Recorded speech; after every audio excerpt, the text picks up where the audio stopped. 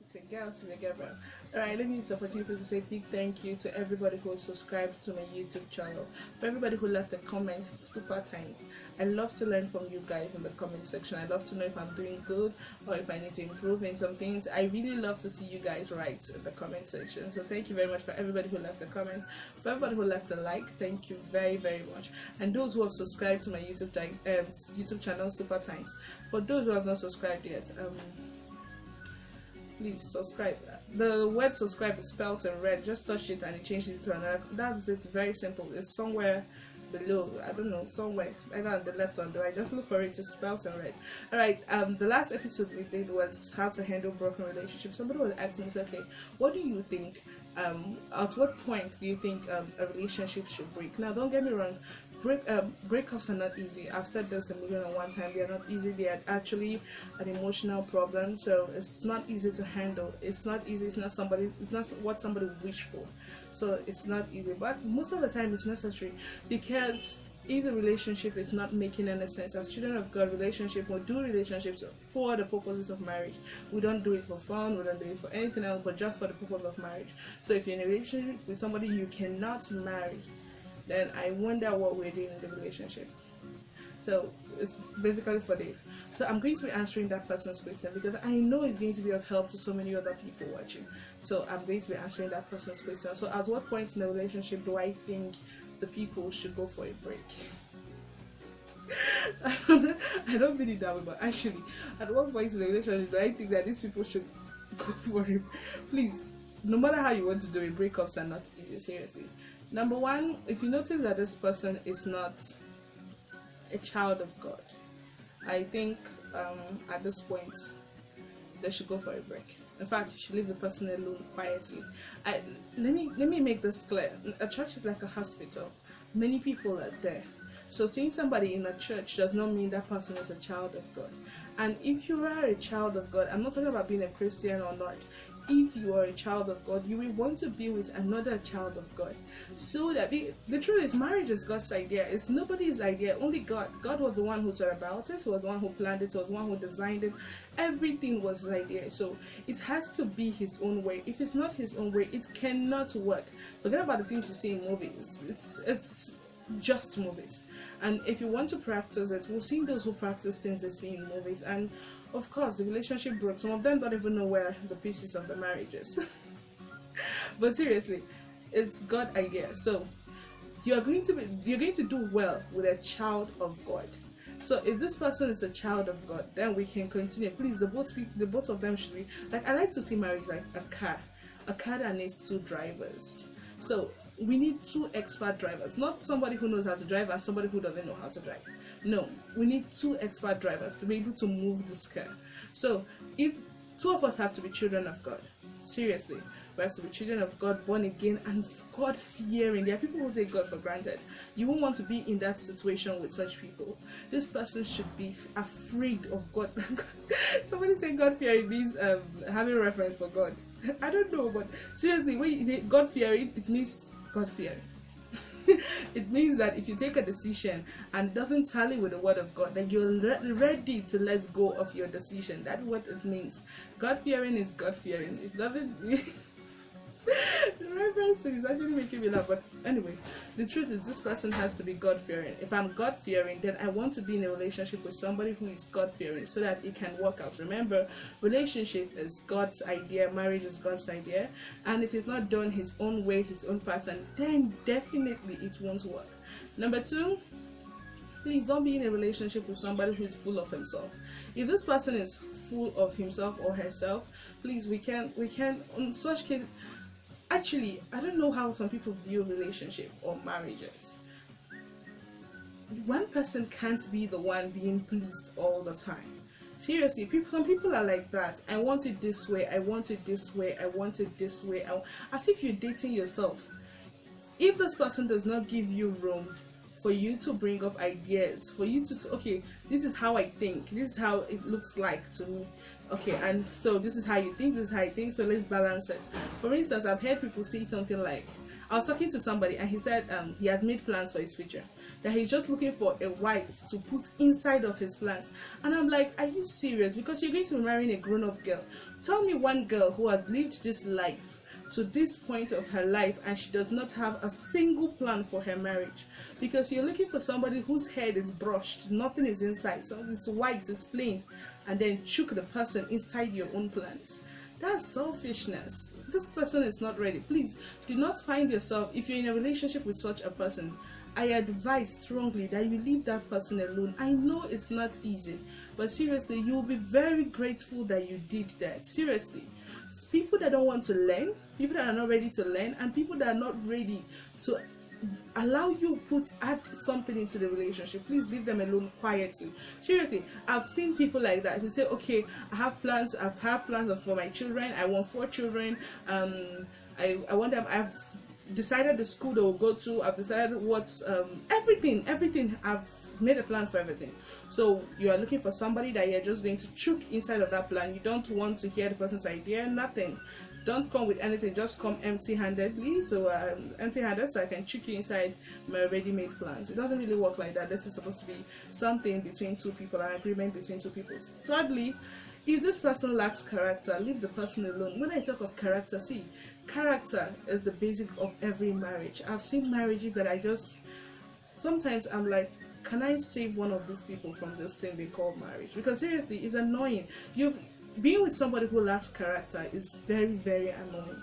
Yes, very, very annoying. In fact, it's something it's not something you want to dream of.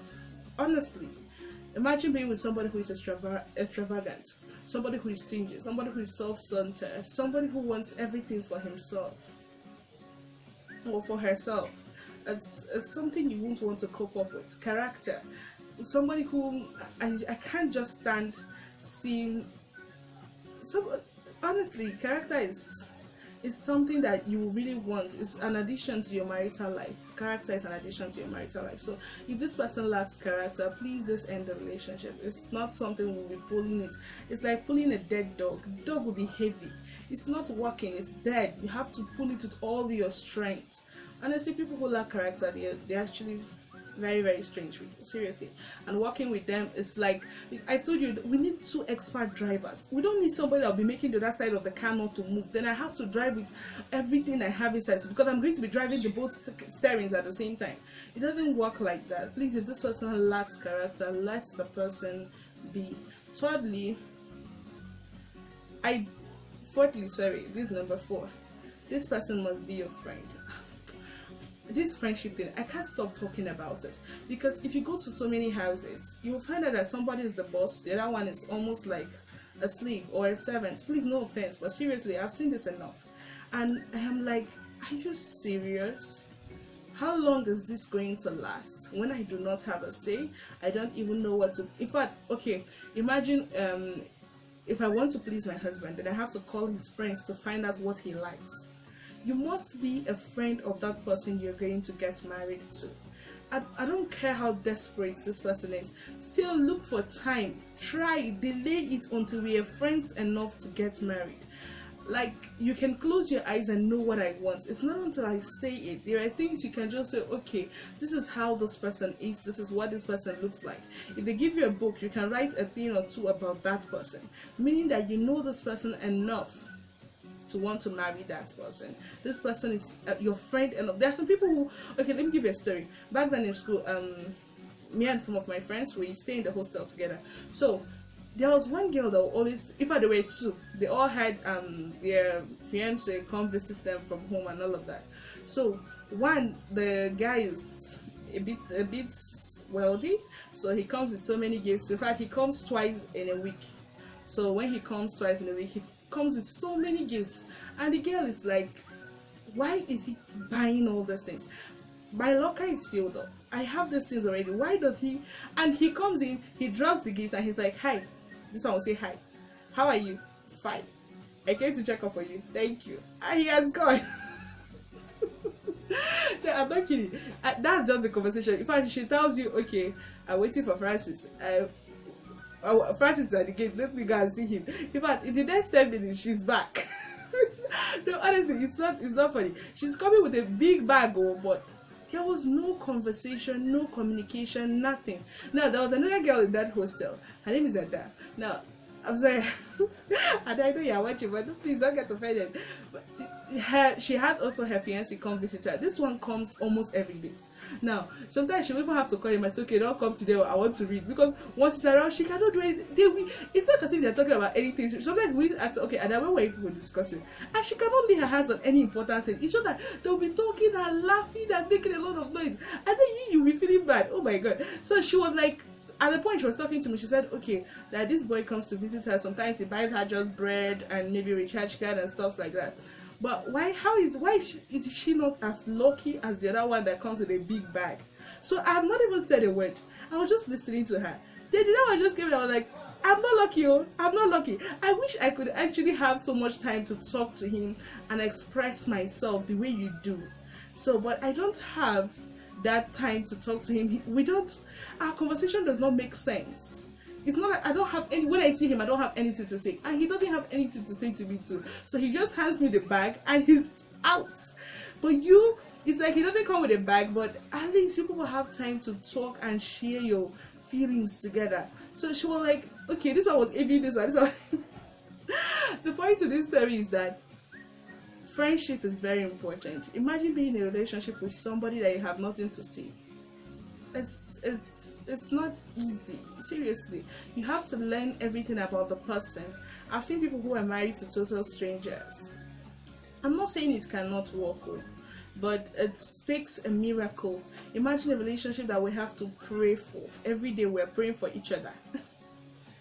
Praying for each other is a good thing actually, but imagine when you're praying for a particular person so the person will change from something to another thing. Honestly, it's difficult because we're supposed to be praying together for the progress of our marriage, not me always praying for you and you misbehaving happily. Seriously, please make sure you're friends with that person. Friendship cannot be denied. If we cannot be friends, I'm sorry, we can't get married, because we're going to spend all our marital lives learning each other. There are friends that when you're with them, 24 hours is like 2 minutes. In fact, you're like, how is the day running this fast? No, seriously, there are friends that are so lively. So why can't you get married to such people? Must it be somebody who just how are you? Fine, I ask you over the bag. Alright, the last one, please, if you cannot see yourself in that person's life, please leave the person alone. Those are my personal opinion, don't get upset. Seriously, if you cannot find yourself in that person's life, then leave the person alone. Seriously. For instance, you cannot imagine both of you walking on the road together. See, it's always good to marry who you love and who you like, who looks pleasing to you. I met somebody who I was like, the lady is a very popular person, so we're talking and I asked, okay, I learned you got married very recently, please, where is your husband? I was not in the wedding, where is your husband?